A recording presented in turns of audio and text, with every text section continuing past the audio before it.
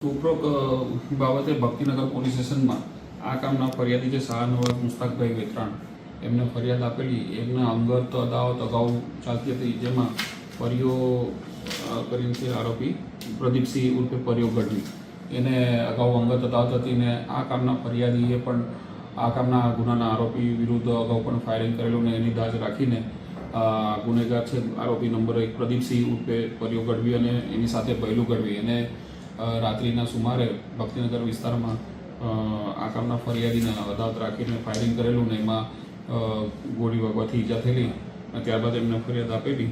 હાલમાં બંને આરોપી અટક કરેલ છે અને ગુનાવાળી જગ્યાનું પંચનામું કરીને હાલમાં તપાસ અટક કરવામાં આવી છે અને હાલમાં તપાસ ચાલુ છે. પીઆઈએ ભક્તિનગર કરી રહ્યા છે.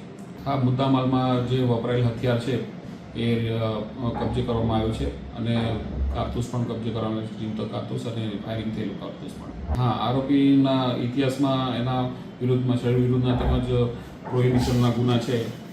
આશરે 10-11 જેટલા 8 જેટલા ગુના છે અને બીજા આરોપીના 8 છે ને આ ગુનાના હાલના આરોપી જે મુખ્ય આરોપી એના 10 ગુના છે એના વિરુદ્ધ અલગ અલગ પોલીસ સ્ટેશન.